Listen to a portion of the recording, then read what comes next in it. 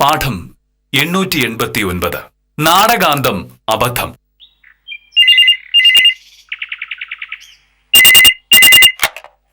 Hello, അതെ, K മോഹനകൃഷ്ണനാണ്. ആഹാ, ബാഹുലേ Sarah. ഞാൻ സാറിന്റെ വിളി പ്രതീക്ഷിച്ചിരിക്കുകയായിരുന്നു. 26-ാം തീയതി എന്നാണല്ലോ സാർ പറഞ്ഞത്. ഞാനങ്ങനെ മറക്കൂ സാർ. സാറിനെ പോലുള്ള ഒരു കാര്യം പറയുമ്പോ അതങ്ങനെ മറക്കാൻ പറ്റും സാർ. സാറ് വില്ലേജ് ഓഫീസിലേക്ക് വരുമോ അതോ ഞാൻ ആരുടെയെങ്കിലും കയ്യിൽ കൊടുത്തു വിടണോ? ഞാൻ ഇന്നലെ പൈസ ബാങ്കിൽ എടുത്ത് വെച്ചായിരുന്നു.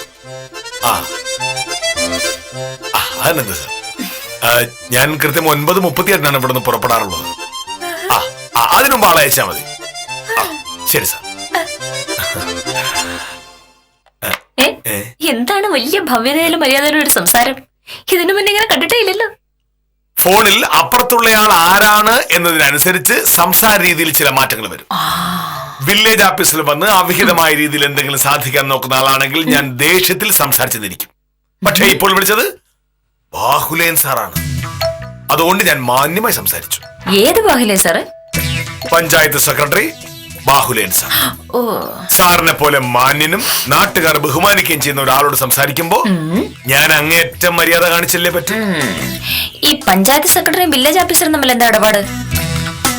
ഇത് പഞ്ചായത്ത് സെക്രട്ടറിയും വില്ലേജ് ഓഫീസറും തമ്മിലുള്ള ഇടപാടല്ല. ബാഹുലേൻ സാറും കെ മോഹനകൃഷ്ണനും തമ്മിലുള്ള ഇടപാടാണ്. തികച്ചും വ്യക്തിപരമായ ഒരു ഇടപാട്. അതെന്താണോ? ബാഹുലേൻ സാറിന് കുറച്ച് പൈസയുടെ ആവശ്യമുണ്ട്. എന്നെ വിളിച്ചൊരു 15,000 രൂപ ചോദിച്ചു. ബാഹുലേൻ സാറിനെ പോലെ ഒരാൾ പൈസ ചോദിക്കുമ്പോ ഇല്ല എന്ന് നമുക്ക് പറയാൻ പറ്റില്ലല്ലോ. കൊടുക്കാം എന്ന് ഞാൻ പറയുകയും ചെയ്തു. 26-ാം തീയതി വേണമെന്നാണ് സാറ് പറഞ്ഞത്. അതുകൊണ്ട് ഇന്നലെ ഞാൻ ബാങ്കിൽ നിന്ന് പൈസ എടുത്തു. സാറ് ഇങ്ങോട്ട് വരികയാണോ അതോ ഇനി വില്ലേജ് ഓഫീസിലേക്ക് വരികയാണോ എന്ന് പറയാൻ പറ്റില്ലല്ലോ. സാറിന് വരാൻ സമയമില്ലാത്തതുകൊണ്ട് ഒരാളെ ഇങ്ങോട്ട് അയക്കാന്ന് ഇപ്പൊ പറഞ്ഞു. അക്കാര്യമാണ് ഞങ്ങൾ സംസാരിച്ചു കൊണ്ടിരുന്നത്.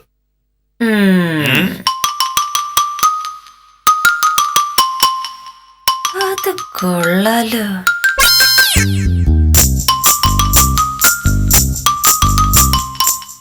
അപ്പോ മോഹനേട്ടൻ മറ്റുള്ള ആളുകൾക്ക് കാശ് കടം കൊടുക്കുകയൊക്കെ ചെയ്യും? തീർച്ചയായും.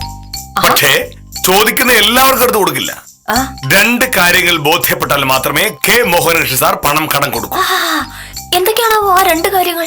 1, ഞാൻ കൊടുക്കുന്ന പണം മാന്യവും സത്യസന്ധവുമായ ഒരു ആവശ്യത്തിന് വേണ്ടിയാണ് ഉപയോഗിക്കുന്നത് എന്ന് എനിക്ക് ബോധ്യപ്പെടണം. അതായത് എന്റെ കയ്യിൽ നിന്ന് കാശ് വാങ്ങിക്കൊണ്ട് പോകുന്നത് കള്ളു കുടിക്കാനാവരുത്. അതുപോലുള്ള അസന്മാർഗിക പ്രവർത്തനങ്ങൾ ഒന്നും ആകാൻ പാടില്ല. 2, എന്നോട് വാങ്ങുന്ന പണം പറഞ്ഞ ദിവസം പറഞ്ഞ സമയത്ത് എനിക്ക് തിരിച്ചു തരുന്ന ഒരാളായിരിക്കണം. അത് എനിക്ക് നിർബന്ധമാണ്. അതെന്തായാലും കൊള്ളാം. ഏതാണ്ട് സ്റ്റേറ്റ് ബാങ്ക് ലൈൻ.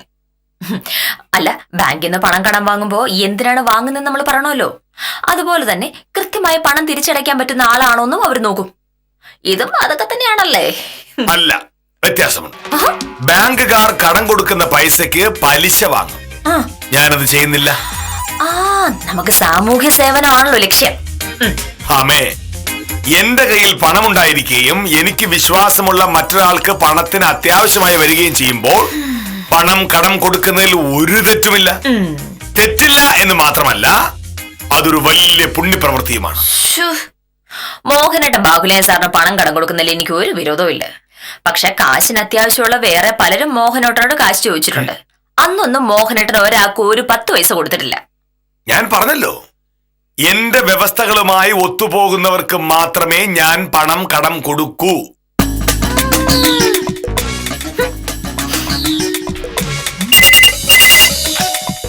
ഹലോ, അതെ. സത്യപാല, എന്തൊക്കെയുണ്ട് വിശേഷം? എന്തു പറ്റി? അത് ശരി. എന്നിട്ട് എത്രയാ സത്യപാലന് വേണ്ടത്? എന്റെ ഇല്ല ഇവിടുന്ന്. ഞാന് മോഹനോടൊന്ന് ചോദിച്ചു നോക്കട്ടെ. അതെ, അത്രയ്ക്ക് ഉറപ്പിക്കൊന്നും വേണ്ട. കാര്യം നടക്കണേ ഞാൻ തിരിച്ചു വിളിക്കാം. ശരി. മോഹനേട്ടാ, സത്യപാലന ഇപ്പൊ വിളിച്ചത്. മോഹനേട്ടന്റെ ഒരു ചെറിയ സഹായം വേണമായിരുന്നു സത്യപാലന്. എന്ത് സഹായം? കേസ് വല്ലതും പിടിച്ചു കൊടുക്കണോ? അതൊന്നുമല്ല. സത്യപാലന്റെ കാറിന് ടയർ മാറേണ്ട സമയമായി. 4 ടയറും ഒരുമിച്ച് മാറുന്നത് നല്ലതാണെന്നാണ് സത്യപാലൻ പറയുന്നത്. അപ്പൊ ഞാൻ പോയി കാറിന്റെ ടയർ മാറ്റി കൊടുക്കണോ? പക്ഷെ ആ ജോലി എനിക്ക് അറിയില്ലല്ലോ. മോഹനന്റെ ടയർ മാറ്റാനൊന്നും പോണ്ട. 4 ടയറിനും കൂടെ 12,000 രൂപയാവും. സത്യപാലിന് അത്രയും പൈസ ഇല്ലെന്നാ പറയുന്നേ. ഒരു 5,000 രൂപ വായ്പ കൊടുക്കാമെന്ന് ചോദിച്ചു. കൊള്ളാം. സത്യപാലന്റെ കാറിന്റെ ടയർ മാറാൻ ഞാൻ പൈസ കൊടുക്കണം അല്ലേ? 2 ആഴ്ചക്കുള്ളിൽ തിരിച്ചരാന്നാ സത്യപാലൻ പറഞ്ഞേ. ഭാമേ, സത്യപാലൻ കാറ് വാങ്ങിയത് എന്നോട് ചോദിച്ചിട്ടാണോ? കാറ് വാങ്ങുന്ന സമയത്ത് സത്യപാലൻ അറിയില്ലായിരുന്നോ കാറിന്റെ ടയറുകൾ തേഞ്ഞു തീരുമെന്നും അപ്പോൾ പകരം പുതിയ ടയറുകൾ വാങ്ങേണ്ടി വരുമെന്നും? അതറിയായിരിക്കുമല്ലോ. എനിക്ക് കാറുണ്ടോ? മോഹനേട്ടൻ എവിടെയാ കാറ്? എനിക്ക് കാറുണ്ടോ ഇല്ലയോ? ഇല്ല. അതായത് സത്യപാലൻ സ്വന്തം ഇഷ്ടപ്രകാരം ഒരു കാറ് വാങ്ങി. ഭാവിയിൽ ടയർ മാറേണ്ടി വരുമല്ലോ, അതിനുള്ള കാശ് എന്റെ കയ്യിൽ ഇല്ലല്ലോ എന്നൊന്നും ഓർക്കാതെ മറ്റുള്ളവരുടെ മുന്നിൽ ആളാകാൻ വേണ്ടി കാറ് വാങ്ങിയ അതേ സത്യപാലൻ ഇപ്പോ സ്വന്തമായി കാറില്ലാത്ത കെ മോഹനകൃഷ്ണൻ സാറ് ടയർ വാങ്ങാൻ കാശ് കൊടുക്കണം. സത്യപാലൻ ചോദിച്ചത് കടമായിട്ടാണ്.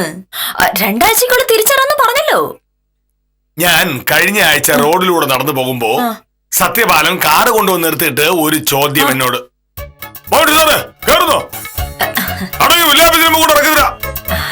കയറുന്നില്ല എന്ന് ഞാൻ പറഞ്ഞപ്പോൾ അടുത്ത ചോദ്യം, എന്തിനാ സാറേ ഈ വെയിലത്ത് നടക്കുന്നത്, സാറൊരു കാറൊക്കെ വാങ്ങിക്കൂടെ എന്ന്. അന്നെങ്കിലും കരുതിയതാ ഏതെങ്കിലും ഒരു ആവശ്യത്തിന് സത്യപാലൻ വക്കീല് എന്റെ മുന്നിൽ വന്ന് പെടുമെന്ന്. എന്റെ മുന്നിൽ ആളായി വെയില് കൊള്ളാതെ കാർ ഓടിച്ചു പോയ സത്യപാലൻ ഇപ്പൊ ടയർ വാങ്ങാൻ എന്നോട് പൈസ ചോദിക്കുന്നു. ഞാൻ കൊടുത്തന്നെ. സത്യപാലൻ ചോദിക്കുമ്പോ ഞാൻ എന്താ മറുപടി പറയാ? കണ്ട കേസില്ല വക്കീലന്മാർക്ക് കാറിന്റെ ടയർ വാങ്ങാനല്ല കെ മോഹനകൃഷ്ണൻ സാർ അധ്വാനിച്ച് കാശുണ്ടാക്കുന്നെന്ന് പറഞ്ഞേക്ക്.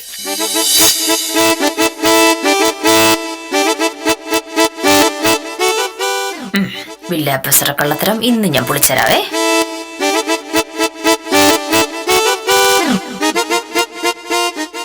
മോഹനേട്ടാ, കഴിഞ്ഞ ദിവസം സത്യപാലന് കൊടുക്കാനായി ഞാൻ മോഹനേട്ടനോട് ഒരു 5,000 രൂപ ചോദിച്ചത് മോഹനേട്ടൻ ഓർമ്മയുണ്ടോ? പക്ഷെ മോഹനേട്ടൻ തന്നില്ല. സത്യപാലൻ എന്റെ കൂടെ ജോലി ചെയ്യുന്നയാളാണ്, എനിക്ക് വിശ്വാസമുള്ള ആളുമാണ്. പൈസ ചോദിച്ചതോ കള്ളു കുടിക്കാനുമല്ല. എന്നിട്ടും അന്ന് എന്താണത് മോഹനേട്ടൻ തരാതിരുന്നത്? അന്ന് 2 പ്രശ്നങ്ങളുണ്ടായിരുന്നു. ആഹാ, എന്തൊക്കെയാണോ അത്? ഒന്ന്, സത്യപാലന് വിശ്വാസമുള്ളത് നിനക്കാണ്, എനിക്കല്ല. നിനക്ക് വിശ്വാസമുള്ള ഒരാളെ ഞാൻ വിശ്വസിക്കണം എന്ന് പറയാൻ പറ്റുമോ? 2, അന്ന് സത്യപാലൻ പറഞ്ഞത് കാറിന് പുതിയ ടയർ വാങ്ങണം എന്നായിരുന്നു. അത് സത്യമാണെന്ന് എനിക്ക് ഉറപ്പില്ലല്ലോ. ഞാൻ കൊടുക്കുന്ന പൈസ കൊണ്ട് സത്യപാലൻ മദ്യപിച്ചാലോ? മദ്യപിക്കാത്ത ഒരാളാണ് സത്യപാലനെങ്കിൽ ഞാൻ സമ്മതിച്ചാൽ. വളരെ അന്തസ്സായി കുടിക്കുന്ന ആളാണ് ആ വക്കീലെന്ന് എനിക്ക് നന്നായിട്ട് അറിയാം. മോഹനേട്ടൻ ആരാണെന്നാണ് കരുതി വെച്ചിരിക്കുന്നത്? സ്കൂൾ മാഷാണെന്നാ? ആളുകൾ എന്തൊക്കെ ചെയ്യുന്നു, ആരൊക്കെ കള്ളു കുടിക്കുന്നു എന്നൊക്കെ നോക്കേണ്ട കാര്യം മോഹനേട്ടൻ എന്താണ്? ഞാൻ അങ്ങനെ ആരുടെയും കാര്യങ്ങൾ അന്വേഷിക്കാറില്ല. പക്ഷേ എന്റെ കയ്യിലിരിക്കുന്ന കാശ് കടം വാങ്ങുന്നതിനെ പറ്റി എനിക്ക് അറിഞ്ഞേ പറ്റൂ. വലിയ കഷ്ടം തന്നെ എന്റെ മോനേട്ടാ. മോഹനേട്ടന്റെ പൂത്ത കാശുണ്ടെന്ന് നാട്ടുകാർക്ക് മുഴുവൻ അറിയാം.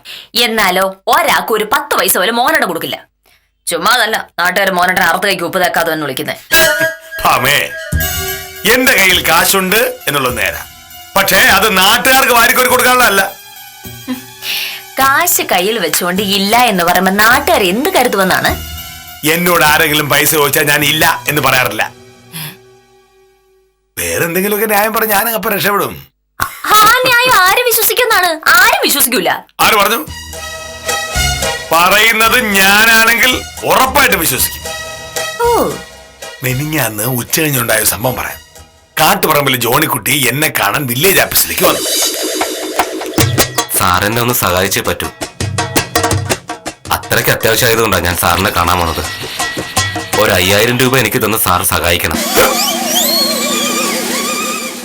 ജോണിക്കുട്ടിയുടെ അവസ്ഥ എനിക്ക് മനസ്സിലായി. സത്യം പറഞ്ഞാൽ ജോണിക്കുട്ടി എങ്ങനെയെങ്കിലും സഹായിക്കണമെന്നും എനിക്ക് ആഗ്രഹമുണ്ട്. പക്ഷെ എന്റെ കയ്യിൽ പൈസ ഇല്ല എന്നുള്ളതാണ് സത്യം. സാറിന്റെ കയ്യിൽ പൈസ ഇല്ലാതെ വരുമോ? ഈ നാട്ടിൽ ആരുടെയെങ്കിലും കയ്യിൽ പൈസ ഉണ്ടെങ്കിൽ അത് സാറിന്റെ കയ്യിലാ. അങ്ങനെയാണ് നാട്ടുകാർ എന്നെ പറ്റി വിചാരിച്ചിരിക്കുന്നത്.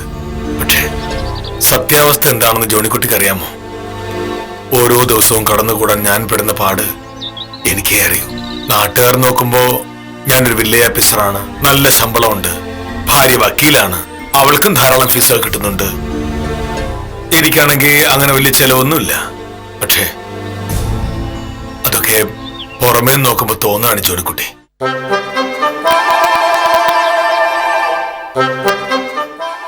എന്റെ അച്ഛൻ മരിക്കുമ്പോ ഞങ്ങൾക്ക് ലക്ഷക്കണക്കിന് രൂപയുടെ കടമുണ്ടായിരുന്നു. അച്ഛൻ മരിച്ചതോടെ കടക്കാരന്റെ വീട്ടിൽ വന്ന് ബഹളം ഉണ്ടാക്കാൻ തുടങ്ങി. എന്നും പ്രശ്നങ്ങൾ, വഴക്കുകൾ. ഒടുവിൽ ഞാൻ എല്ലാവരോടും പറഞ്ഞു, തന്നു തീർക്കാനുള്ള മുഴുവൻ പണവും ഞാൻ തന്നു തീർത്തുകൊള്ളാം, എനിക്ക് കുറച്ച് സമയം വേണമെന്ന്. എന്റെ അവസ്ഥ കണ്ട് ഒടുവിൽ അവർ സമ്മതിച്ചു. അങ്ങനെ അന്നു മുതൽ എന്റെ ശമ്പളവും എന്റെ ഭാമയുടെ ഫീസും ഒക്കെ കടം തീർക്കാനായി കൊടുത്തുകൊണ്ടേയിരിക്കുകയാണ്. എത്ര കൊടുത്താലും തീരാത്ത കടം.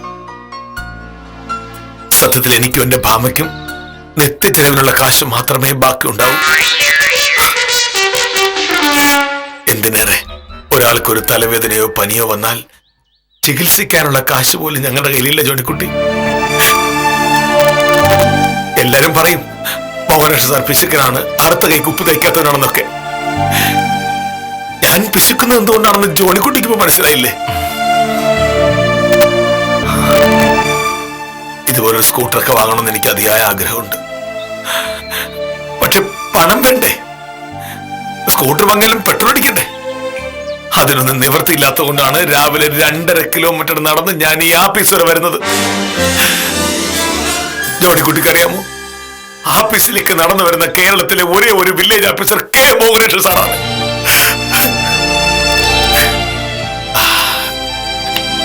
നമ്മുടെ ദുഃഖങ്ങളും കഷ്ടപ്പാടും ഒക്കെ മറ്റുള്ളവരോട് പറഞ്ഞിട്ട് എന്താ കാര്യം? എല്ലാം നമ്മൾ സഹിക്കണം, അതല്ലേ വഴിയുള്ളൂ. ഇതൊന്നും എനിക്കറിയില്ലായിരുന്നു സാർ. പുറമേ നിന്ന് നോക്കുമ്പോ സാറ് വലിയ പൈസക്കാരനാണെന്ന് തോന്നും. അതൊന്നും പക്ഷെ സത്യമല്ല, ഒന്നും സത്യമല്ല, ഒന്നും. സാറ് വിഷമിക്കണ്ട, സാറിന്റെ കഷ്ടപ്പാടൊക്കെ മാറും. ഞാൻ വേറെ ആരോടെങ്കിലും പൈസ ചോദിക്കാം. അനിയ, ജോണിക്കുട്ടിക്കെങ്കിലും എന്റെ വേദനകളും യാതനകളും മനസ്സിലായല്ലോ. നന്ദി.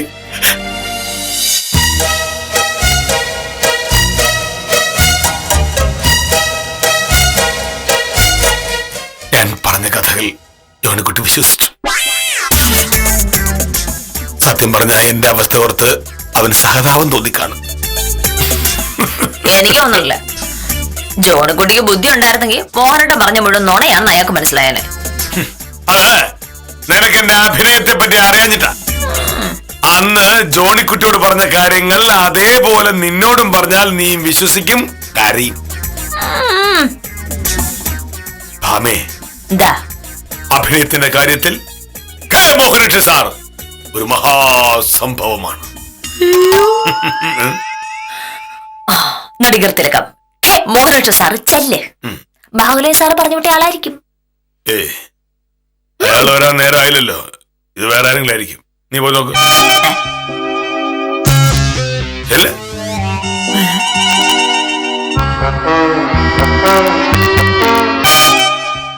നമസ്കാരം വക്കീലെ. നമസ്കാരം. എന്താ ദിനേശ രാവിലെ? ഞാൻ വക്കീലിനോട് ഒരു സഹായം ചോദിക്കാൻ വന്നതാ. ആ ടൗണിലെ സ്പെയർ പാർട്സ് കടയിൽ നിന്ന് കുറച്ച് സാധനം വാങ്ങാനുണ്ട്. 10-15 രൂപയാവും. എന്റെ കയ്യിൽ പൈസ കുറവാ. ഒരു 2500 രൂപ കിട്ടിയിരുന്നെങ്കിൽ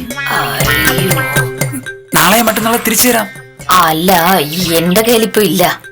പിന്നെ മോഹനേട്ടനിലുണ്ടെന്ന് ചോദിച്ചു നോക്കണം. ഒന്ന് ചോദിക്കോ വക്കീലെ? പരിചയമുള്ളിടത്തല്ലേ ചോദിക്കാൻ പറ്റത്തുള്ളൂ. ദിനേശിരിക്ക, ഞാനതാ തരുന്നു.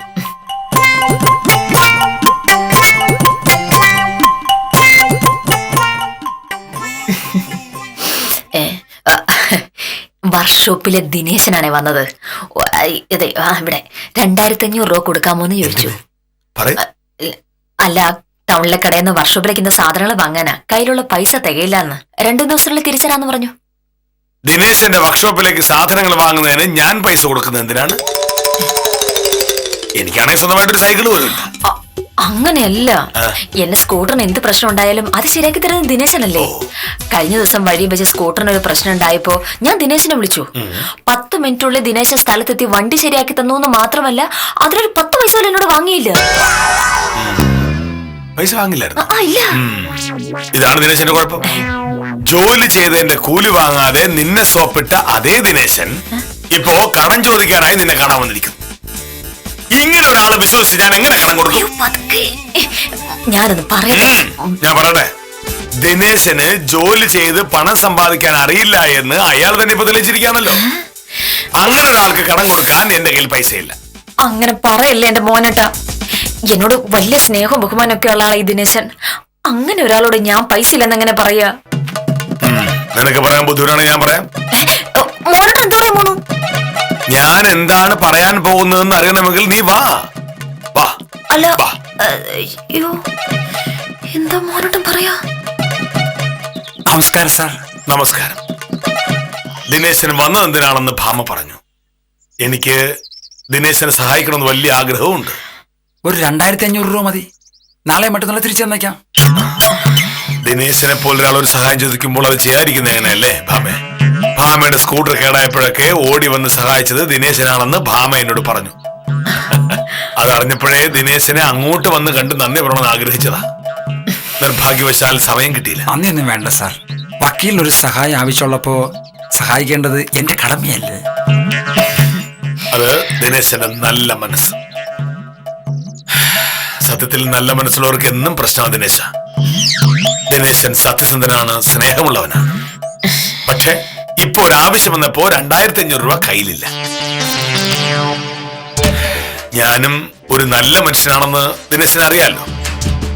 പക്ഷേ ഇന്ന് വൈകുന്നേരത്തിനകം ഈ വീടിന് വാടക കൊടുക്കാനുള്ള 4000 രൂപ ഉണ്ടാക്കാനുള്ള ഓട്ടത്തിലാണ് ഞാൻ.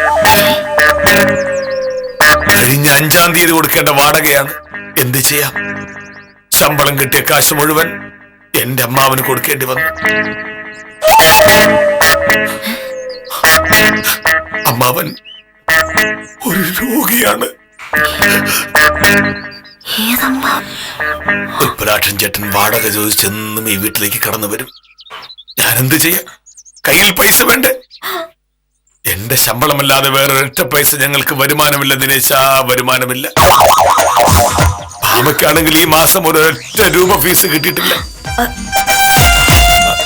എന്തായാലും ദിനേശനോട് വരെ വന്നതല്ലേ. ആദ്യമായി ദിനേശന് സഹായം ചോദിച്ചു വരുമ്പോ ചെയ്യാതിരിക്കുന്നത് എങ്ങനെയാ?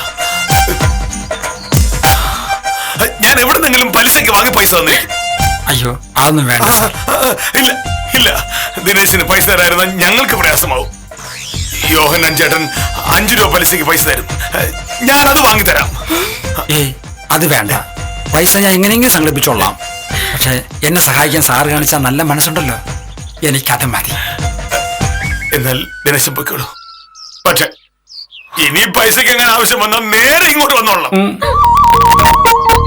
ദിനേശനെ ഒരു പ്രാവശ്യമെങ്കിലും സഹായിച്ചില്ലെങ്കിൽ എനിക്ക് ഉറക്കം വരില്ല, ഉറക്കം വരില്ല. നീ വിഷമിക്കണ്ട.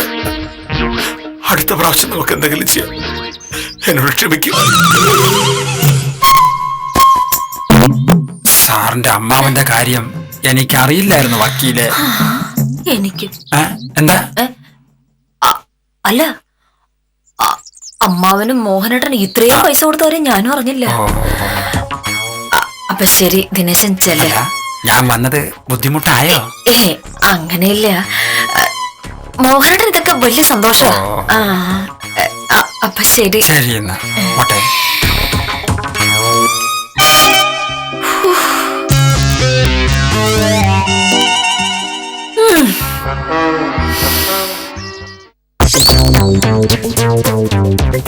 ദിനേശൻ എന്ത് പറഞ്ഞു? എന്തു പറയാ? പറയാൻ ബാക്കിയൊന്നും ഇല്ലാത്ത രീതിയിലുള്ള അഭിനയമായിരുന്നല്ലോ. ഇപ്പൊ നീ സമ്മതിച്ചോ ഞാനൊരു ഭയങ്കര നടനാണെന്ന്? പോകാൻ നേരം ദിനേശൻ ഇങ്ങോട്ട് വല്ലതും തരണമെന്ന് ചോദിച്ചായിരുന്നു. മനസ്സ് വെച്ചാ ഒരു 10-250 രൂപ കിട്ടിയനെ. അതും കൂടെ വാങ്ങായിരുന്നു മോനട്ടാ. നീ കളിയാക്കണ്ട. ദിനേശന് പൈസ കൊടുത്താൽ അത് തിരിച്ചു കിട്ടാൻ പാടാണെന്ന് നിനക്കും അറിയാം, എനിക്കും അറിയാം. ഞാൻ ഇങ്ങനെ ഒരു ബുദ്ധി പ്രയോഗിച്ചത് കൊണ്ട് സാമ്പത്തിക നഷ്ടമൊന്നും ഉണ്ടായില്ല. പക്ഷേ ദിനേശ് സംഭവം പുറത്തിറങ്ങി പറയും. അതോടെ നാട്ടുകാരൊക്കെ കരുതും വില്ലേജ് ഓഫീസർ പരമ ദാരിദ്ര്യത്തിലാണ് എന്ന്. കടബാധിതയിലായി വില്ലേജ് ഓഫീസറെ സഹായിക്കാനായി നാട്ടുകാരിറങ്ങി ഒരു വില്ലേജ് ഓഫീസർ സഹായനിധി ഉണ്ടാക്കി ഒരു പിരിവ് നടത്തിയാലും അത്ഭുതപ്പെടാൻ ഒന്നുമില്ല മോഹനട്ടാ.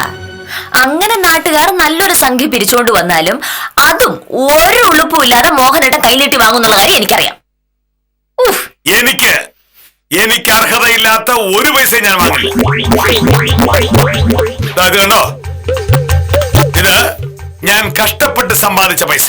ഒരാളെയും പറ്റിച്ചിട്ടില്ല, കൈക്കൂലി വാങ്ങിയിട്ടില്ല. ഈ പൈസയാണ് ഞാൻ ബാഹുലേൻ സാറിന് കൊടുക്കുന്നത്. കാശിന്റെ കാര്യമാണ്. എല്ലാവർക്കും എല്ലായ്പ്പോഴും വാക്ക് പാലിക്കാൻ പറ്റണമെന്നില്ല.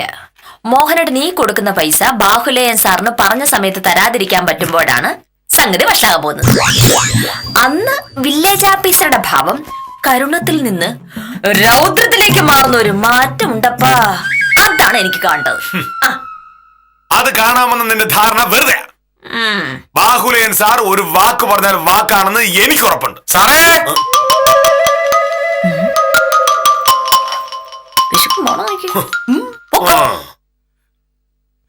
നമസ്കാരം സാറേ. നമസ്കാരം. ആ പുഷ്കറിന്റെ വരുമാന സർട്ടിഫിക്കറ്റിന്റെ അപേക്ഷയുമായി ഞാൻ ഇന്നലെ ഓഫീസിൽ വന്നിരുന്നു. സാറ് താലൂക്ക് ഓഫീസിൽ പോയിരുന്നതാണെന്ന് ശിശുപാല സാർ പറഞ്ഞു. അതുകൊണ്ട് പുഷ്കറിന്റെ മോന്റെ അഡ്മിഷന്റെ കാര്യത്തിനാണ്. ഈ ആഴ്ച എന്നെ വരുമാന സർട്ടിഫിക്കറ്റ് ഹാജരാക്കണമെന്നാണ് കോളേജുകാർ പറഞ്ഞിരിക്കുന്നത്.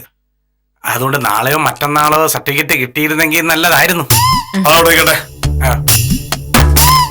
ഉത്തമന് ബാഹുലേയൻ സാറിനെ പറ്റിയുള്ള അഭിപ്രായം എന്താണ്? ഏത് സാറേ? പഞ്ചായത്ത് സെക്രട്ടറി ബാഹുലേയൻ സാറാണ്? അതെ, നല്ല മനുഷ്യനാണ് സാറേ. മുൻ പഞ്ചായത്ത് സെക്രട്ടറി ഗോമതി സാറിനെ കൊണ്ട് നാട്ടുകാരെ ആകെ പൊറുതി മുട്ടിയിരിക്കുകയായിരുന്നു. ഏത് കാര്യത്തിൽ ചെന്നാലും അവർ കൈക്കൂലി ചോദിക്കും. പക്ഷെ ബാഹുലേയ സാർ വന്നതോടുകൂടി സംഗതി ആകെ മാറി. നല്ല സ്വഭാവം, നാട്ടുകാരുടെ ഏത് കാര്യവും നടത്തി കൊടുക്കും. പിന്നെ പറഞ്ഞു വരുമ്പോ മോരേന സാറിനെ പോലെ തന്നെയാണ്. എന്ത് സാർ എങ്ങനെ ചോദിച്ചത്? ഞാൻ പറഞ്ഞത് ഒന്ന് village officer K Mohanakrishnan sir കേരളത്തിലെ തന്നെ നല്ല ഒന്നാം തരം പിശുക്കനും ആർക്കും ഒരു 10 പൈസ പോലും കൊടുക്കാത്ത ആളാണെന്ന് നാട്ടൊരു സംസാരം ഉണ്ടല്ലോ. ആ മോഹനകൃഷ്ണൻ സാറ് ബാഹുലേയൻ സാറിന് 15,000 രൂപ കടം കൊടുക്കാൻ പോണു. അയ്യോ സാറേ, ബാഹുലേയൻ സാറിന് ധൈര്യമായിട്ട് കാശ് കടം കൊടുക്കുക, ഒന്നുകൊണ്ടും പേടിക്കണ്ട. പറഞ്ഞ സമയത്ത് ബാഹുലേയൻ സാറ് കാശ് തിരിച്ചു തരും. ഇപ്പൊ മനസ്സിലായോ ഞാൻ എന്തുകൊണ്ടാണ് ബാഹുലേയൻ സാറിന് പൈസ കൊടുക്കാം എന്ന് സമ്മതിച്ചത് എന്ന്? ഉത്തമ, ഇവരുടെ ഓഫീസിലുള്ള ഒരു കേസെല്ലാം വയ്ക്കുന്നുണ്ടല്ലോ, സത്യപാലൻ. അയ്യോ, സത്യപാലൻ വക്കീലിന് കേസൊക്കെ ഉണ്ട് സാറേ. എന്ത് കേസ്? പോക്കറ്റ് കേസും മുച്ചിട്ടുള്ള കേസും അല്ലേ? അതൊക്കെ ഒരു കേസാണോ? ആ സത്യപാലന് വേണ്ടി ഈ നിൽക്കുന്ന സത്യഭാമ എന്റെ കയ്യിൽ നിന്ന് 5,000 രൂപ ചോദിച്ചു. ഞാനത് കൊടുക്കണമായിരുന്നോ വേണ്ടായിരുന്നോ? ഞാനത് കൊടുക്കണമായിരുന്നു വേണ്ടായിരുന്നു? അല്ല, അതിപ്പോ അങ്ങനെയൊക്കെ ചോദിച്ചു കഴിഞ്ഞാൽ ഈ വക്കീലിന്റെ കൂടെ കൊടുത്താൽ തിരിച്ചു കിട്ടില്ലെങ്കിൽ ഞാൻ എന്ത് ചെയ്യും? ഉത്തമ, എത്രയോ നാളായിട്ട് ഞാൻ സത്യപാലനോട് ഒരുമിച്ച് ജോലി ചെയ്യുന്നുണ്ട്. ഈ മോഹനേട്ടന് പൈസ ഇല്ലെന്ന് ഞാൻ പറഞ്ഞിട്ടുണ്ട്. സത്യപാലൻ അത് വിശ്വസിക്കൂ? അത് ശരിയാണ്. സാറിന്റെ കയ്യിൽ കാശുണ്ടെന്നുള്ള കാര്യം നാട്ടുകാർക്കൊക്കെ അറിയാം.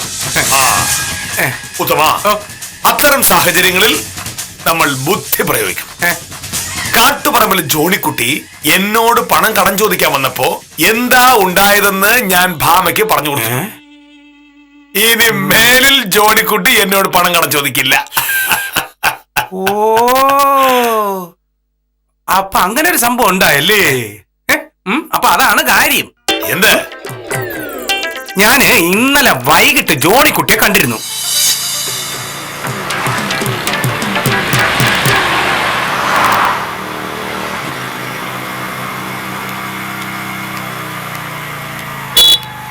നമസ്കാരം ജോണിക്കുട്ടി. നമസ്കാരം. എന്തൊക്കെയുണ്ട് വിശേഷങ്ങള്? ഓ, എനിക്കെന്ത് വിശേഷം? ബാങ്കിൽ അടയ്ക്കാനുള്ള ക്യാഷ് ഇതുവരെ തികഞ്ഞിട്ടില്ല. ഇനിയും വേണം 30,000 രൂപയും കൂടി. എങ്ങനെയെങ്കിലും ആരെങ്കിലും ഒക്കെ സോപ്പിട്ട് ആ കട അടച്ച് തീർക്കാൻ നോക്ക്, ഇല്ലെങ്കിലേ ബാങ്കുകാരുടെ സ്വഭാവം മാറും. നീയേ മോഹനേഷ് സാറിനെ ചെന്നൊന്ന് കണ്ടു നോക്കാത്തത്? ആള് പിശുക്കനൊക്കെ ആണെന്നുണ്ടെങ്കിൽ ഗതികേട് പറഞ്ഞ സാറിന്റെ മനസ്സലിയും. എന്റെ ഉത്തമ, നിനക്ക് സാറിന്റെ ശരിക്കുള്ള അവസ്ഥ അറിയാഞ്ഞിട്ടാ. നമ്മൾ വിചാരിക്കുന്ന പോലെ ഒന്നല്ല കാര്യങ്ങള്. മോഹനേഷ് സാറിന്റെ ശരിക്കുള്ള അവസ്ഥ അറിഞ്ഞപ്പോ ഞാൻ തലേ കൈവച്ചു പോയി. എന്തവസ്ഥ? പുറമേ കാണുന്ന പോലെ ഒന്നും അല്ല സാറിന്റെ അവസ്ഥ. ഒരുപാട് കടമുണ്ട് സാറിന്. ആ കടമൊക്കെ അങ്ങ് നാട്ടിലായതുകൊണ്ടാ ഇവിടെ ആരും അറിയാത്തത്. മോഹനേഷ് സാർ നാട്ടിൽ ഒരുപാട് കടോ? സാർ ഇത്രയും കാലമായിട്ടും ഒരു സ്കൂട്ടർ പോലും വാങ്ങാത്ത എന്താണെന്ന് ഉത്തമൻ അറിയാമോ? എന്താ? കടം തീരാതെ വാങ്ങാൻ പറ്റുമോ? അതുകൊണ്ടാ. നാട്ടുകാര് സാറിനെ ഭയങ്കര പിശുക്കനെന്നൊക്കെ വിളിക്കും.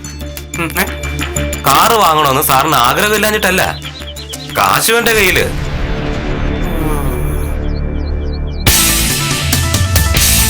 ശമ്പളം കിട്ടുന്നതിന്റെ മുക്കാലും കടം വീട്ടുന്നതിന് വേണ്ടിയാ ഉപയോഗിക്കുന്നത്.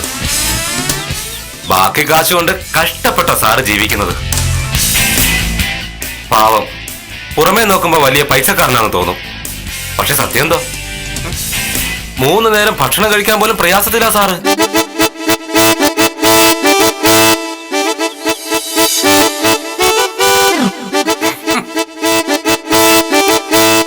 ജോണിക്കുട്ടി എന്തിനാണ് ഇങ്ങനെ പറയുന്നതെന്ന് ഞാൻ അപ്പം മുതലേ ആലോചിക്കുകയാണ്. സാറേ, സാർ എന്താണ് ജോണിക്കുട്ടിയോട് പറഞ്ഞത്? ഉത്തമ, ഞാൻ അതിസമർത്ഥനായ ഒരു സർക്കാർ ഉദ്യോഗസ്ഥൻ മാത്രമല്ല, ഒരു ഗംഭീരമായ നടൻ കൂടിയാണ്. നിങ്ങൾക്കൊന്നും ശരിക്കെന്നൊന്നും മനസ്സിലായിട്ടില്ല. സാറേ, പുഷ്കരന്റെ കാര്യം എന്ന് വെച്ചാൽ ഞാൻ ഓഫീസിലേക്ക് വരാൻ പറ. ശരി ശരി. അയ്യേ, സാർ എന്തോന്ന് കാണിച്ചേ? വക്കീലേ, ആ ഈ ജോണിക്കുട്ടിയുടെ സാർ എന്തായിരിക്കും പറഞ്ഞത്? മനുഷ്യന്മാർക്ക് നാണമില്ലാതായി പോയ പിന്നെ എന്താ പറഞ്ഞുകൂടാത്തത്? എന്ന് വെച്ചാ എന്താ? എന്ന് വെച്ചാ അത് തന്നെ. ഓ, മനുഷ്യന് നാണമില്ലാതെ വന്ന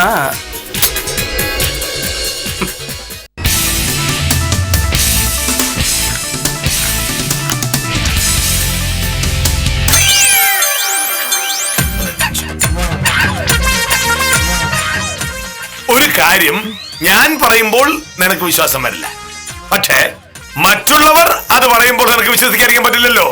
എന്ത്? ഞാൻ വളരെ ഭംഗിയായി എന്റെ അവസ്ഥ ജോണിക്കുട്ടിയെ പറഞ്ഞ് മനസ്സിലാക്കിച്ചു എന്ന് പറഞ്ഞപ്പോ നീ വിശ്വസിച്ചില്ല. ഇപ്പോ നീ എന്ത് പറയുന്നു? ഞാൻ പറഞ്ഞത് അക്ഷരം പ്രതി വിശ്വസിച്ചതുകൊണ്ടാണല്ലോ ജോണിക്കുട്ടി ഉത്തമനോടും ആ കാര്യം പറഞ്ഞത്. മോഹനേട്ടന്റെ അഭിനയത്തെ പറ്റി എനിക്ക് ഒരു സംശയമില്ല മോനിട്ടാ. കല്യാണം കഴിഞ്ഞ അന്ന് മുതൽ ഞാൻ കാണുന്നതാണല്ലോ സാറിന്റെ അഭിനയം. സ്വന്തം കാര്യം സാധിക്കാനായി ഏത് ഭാവവും മോഹനേട്ടൻ അഭിനയിച്ച് തകർത്ത് കളയുന്നുള്ള കാര്യം എനിക്ക് അറിഞ്ഞൂടെ? ഇനിയെങ്കിലും നീ എന്നെ കണ്ടുപറ്റിക്കും ഭാമേ. അന്ന് ജോണിക്കുട്ടി വന്നപ്പോൾ അയാൾ ചോദിച്ച പൈസ ഞാൻ കൊടുത്തിരുന്നുവെങ്കിൽ അത് ഈ ജന്മം തിരിച്ചു കിട്ടുമായിരുന്നോ? പൈസ തരില്ല എന്ന് ഞാൻ പറഞ്ഞിരുന്നുവെങ്കിൽ അതൊരു പിണക്കമായേനെ. ഈ 2 പ്രശ്നവുമില്ലാതെ ഞാൻ രക്ഷപ്പെട്ടത് എന്റെ ബുദ്ധി കൊണ്ട് മാത്രമാണ്. ഓ, നടക്കട്ടെ. ഇങ്ങനെ ഓരോരോ കാര്യങ്ങൾ സാധിക്കാനായി അഭിനയിച്ച് ഒരു ദിവസം മോഹനേട്ടൻ ഒരു കുഴി കുഴിച്ചാടും. അന്ന് മോഹനേട്ടൻ ഒരു പാഠം പഠിക്കും. പഠിക്കേണ്ടതൊക്കെ പഠിച്ചിട്ടാണ് ഞാൻ ഈ പരിപാടിക്ക് ഇറങ്ങിയത്. ഇനി പുതിയതായിട്ട് നീയൊന്നും എന്നെ പഠിപ്പിക്കണ്ട. ബാഹുലൻ സാർ പറഞ്ഞിട്ട ആളായിരിക്കും. 1 2 3 4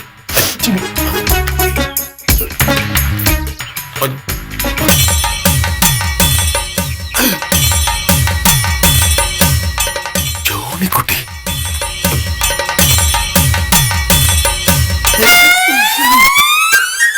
നമസ്കാരം സാർ. നമസ്കാരം.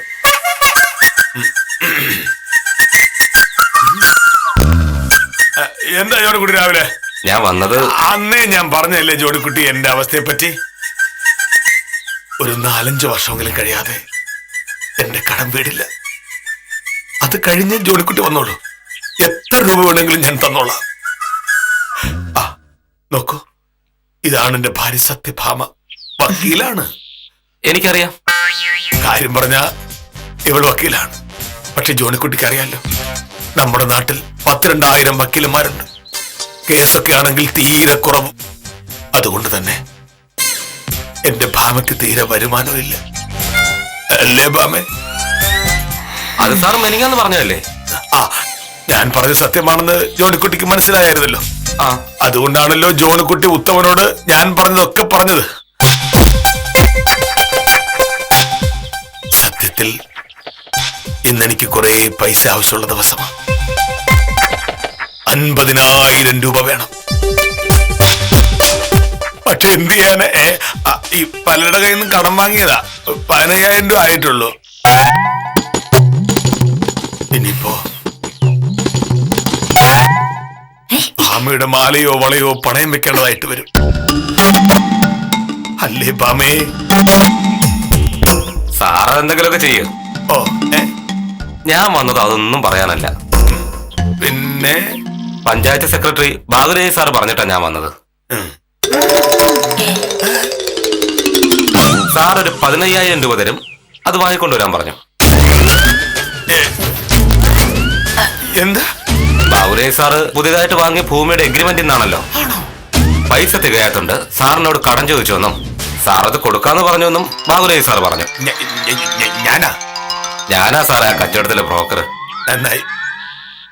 അത് മാത്രമല്ല, ബാബുരാജ് സാറുമായിട്ട് ഞാൻ നല്ല അടുപ്പത്തിലാണ്. അത് നന്നായി. സാർ എന്നോട് എല്ലാ കാര്യങ്ങളും പറയാറുണ്ട്.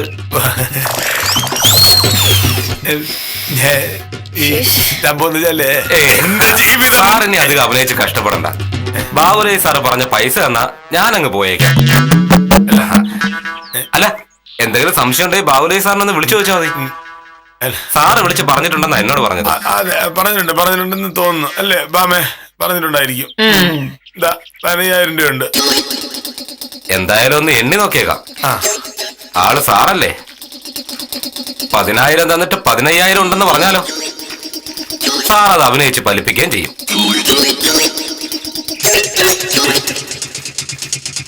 ആ, 15,000 ഉണ്ട്. അപ്പൊ ഞാൻ പറ്റേ സാർ. വക്കീലേ, സാറിന് ഈ വില്ലേജ് ഓഫീസിൽ പണിക്ക് വിടാതെ വല്ല സിനിമയിലും അഭിനയിക്കാൻ വിട്. സൂപ്പർ സ്റ്റാർ ആവും. എന്താ അഭിനയം! ശരിയപ്പം.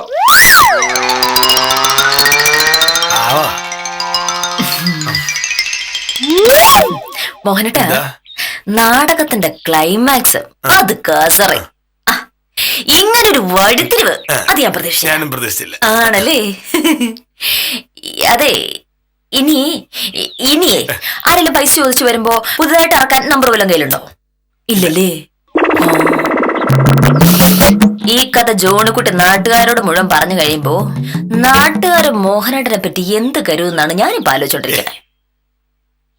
അങ്ങനെ ആരോടും പറയുന്നില്ല. ആണല്ലേ? വില്ലേജ് ഓഫീസർ തരക്കേടില്ലാത്ത നടനാണെന്ന കാര്യത്തിൽ വക്കീലിന് പോലും അഭിപ്രായ വ്യത്യാസം ഉണ്ടാവാനുള്ള സാധ്യതയില്ല. പക്ഷേ അഭിനയം എല്ലായ്പ്പോഴും വിചാരിച്ചതുപോലെ വിജയിക്കണമെന്നില്ല എന്നതാണ് ഈ കഥയുടെ പാഠം. നിർഭാഗ്യം കൊണ്ട് മാത്രം അബദ്ധത്തിൽ ചാടിയ മോഹനകൃഷ്ണനെ ആശ്വസിപ്പിച്ച് ഇന്നത്തേക്ക് വിടാം. കാര്യം നിസ്സാരം തുടരുന്നു.